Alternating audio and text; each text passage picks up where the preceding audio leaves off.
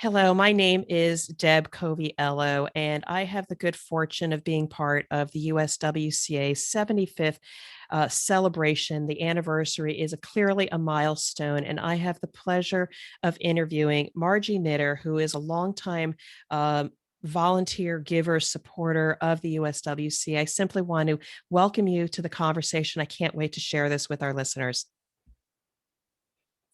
So thank you, Hi. Margie. Thank you, Margie.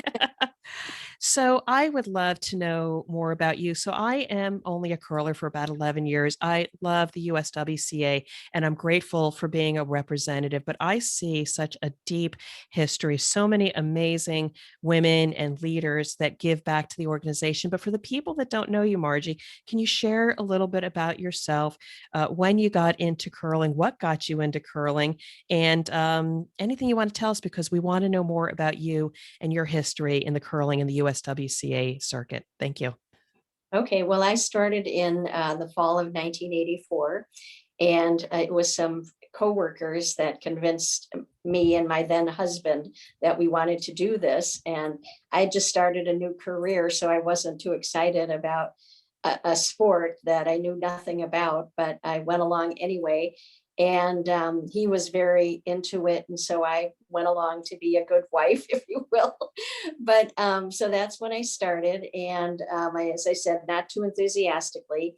It took me about 3 years. And then all of a sudden, back then we didn't have instructors, we didn't have help. You were put on the ice with your friends and they told you what to do, whether they knew it or not.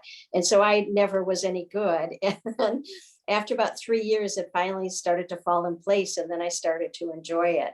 And then in 1994 is when I went to my first USWCA meeting. And it was in Downers Grove, and Donna Perky was the president. And to this day, I don't know why I was there. I knew that I'd been asked to be on a committee, and that was the National Bonspiel Procedure Committee. And I was like, okay, fine. Didn't know anything about it. I'm one of these people that really, if I'm not involved with it, I don't really care to know anything about it. But so there I am. And what I found out is that Milwaukee was going to be hosting it in 1997, and the two women that I was with decided I would be the right one to chair this. So that's how I got involved with the USWCA.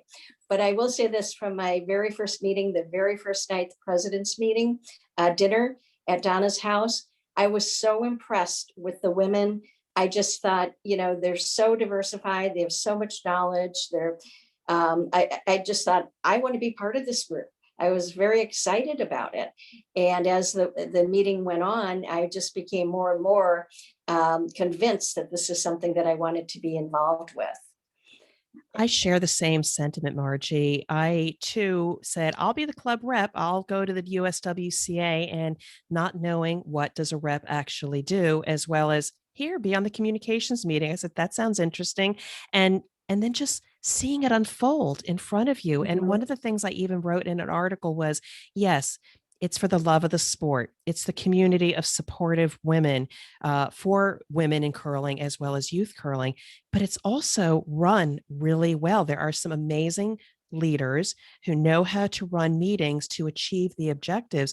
It's one that you want to be a part of and give back and help. So I share that sentiment exactly with you. It's a fantastic organization. But just tell us a little bit more about your curling career. So once we got over okay, I'm starting to fall into place and I'm starting to get pulled into a couple different directions. Tell us more about roles that you've had in the USWCA, and maybe even some curling experiences that you've had.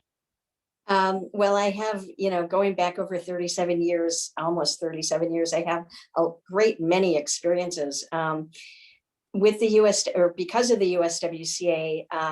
I was selected to go on the Scots tour back in 2006, which was totally amazing. And then I also was the courier for the incoming Scots. I was the chair of that committee, and then I was one of the couriers. Bridget Matsky was the other one. And to be honest, I'm not sure which one I like better. I mean, they were both so fantastic in two totally different ways. But it just, again, the women that I've met through this organization, I've just become good friends with, lifelong friends, and I'm not sure there'd be any other way of meeting all these wonderful people. I also, in 2001,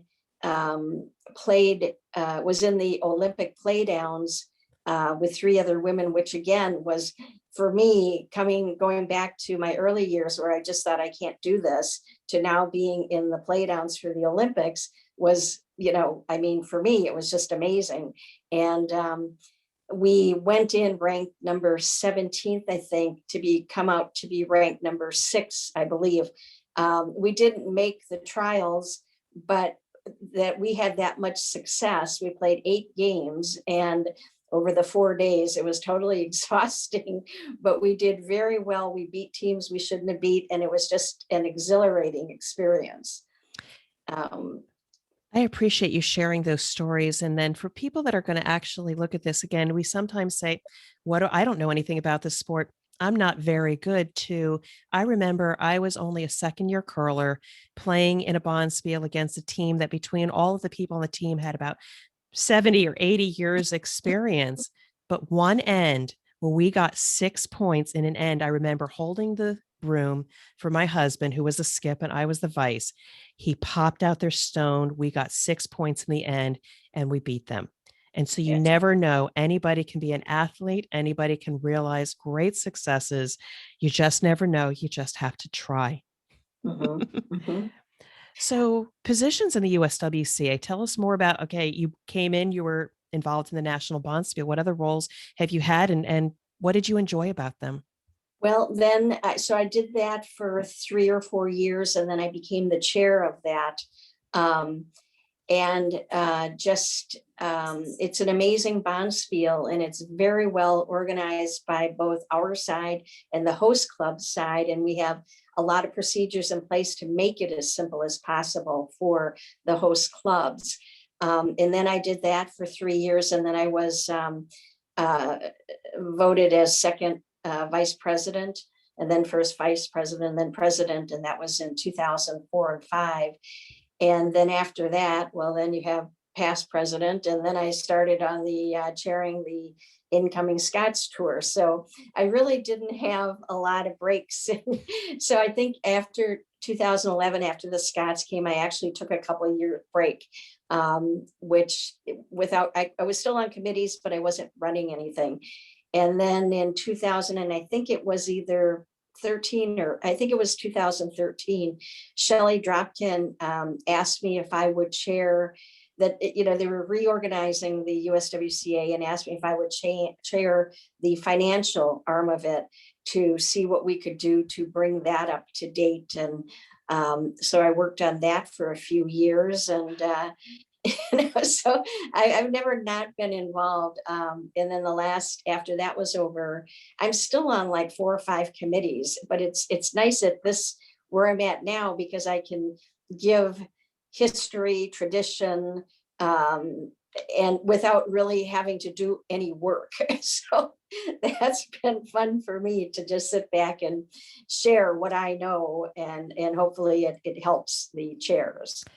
And I sincerely appreciate that because as I start showing up on various committees, I'm the new kid on the block, and we have to appreciate the perspective of, we know how a committee and organization is running today, but it's important to have that legacy and understand where we came from, where we evolved to. And the history is so helpful in making decisions about the future. So really love that. But I'd love to just dig a little bit deeper. So yes, we've had positions in the USWCA. You've curled, we've had some great success. What's an interesting story, a memorable memory, something unusual that's happened to you anywhere along the way? We all have stories about Bonspiel's trips and other things. Where do I begin?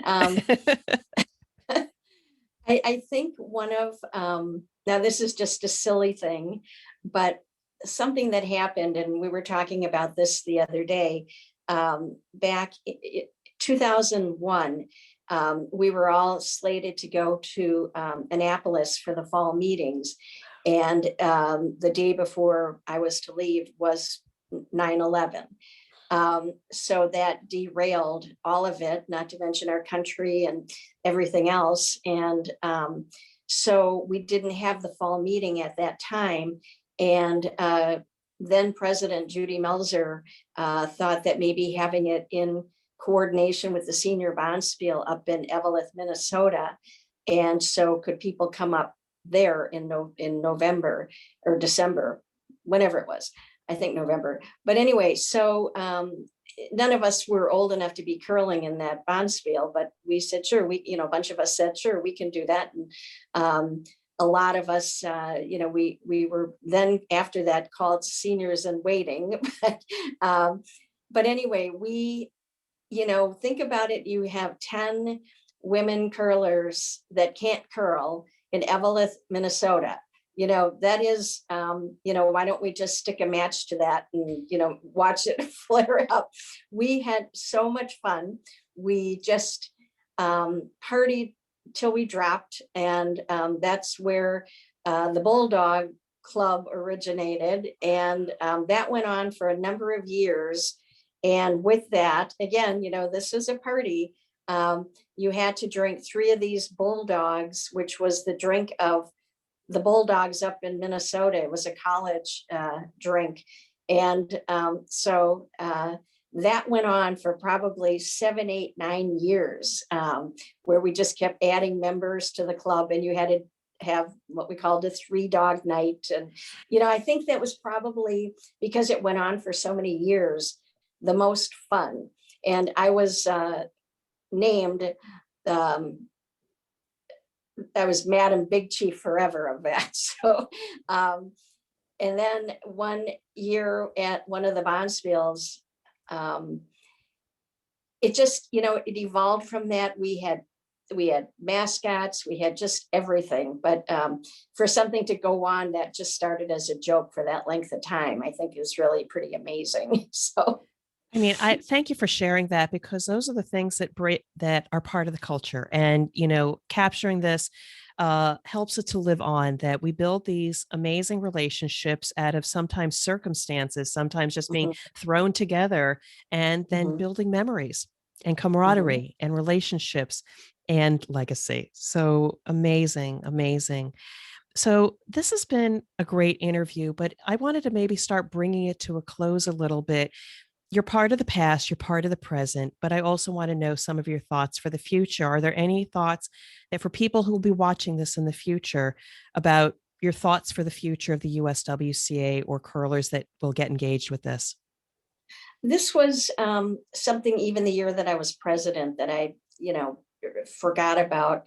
That was my mantra back then, is that we never want to lose the traditions that we've have, and we want to make sure that they stay in the forefront. But at the same time, we have to continue to move forward to meet the needs of current and future women curlers. And I think the two can work to get together very well, but it's very important that we keep and share those traditions. All right, beautifully said. And I sincerely appreciate you participating in this 75th anniversary, as well as giving me an opportunity to get to know more about you. So, Margie, I simply want to thank you, wish you continued success, be well, and your contribution to the women's curling community. Thank you so much. Okay, thank you, Deborah.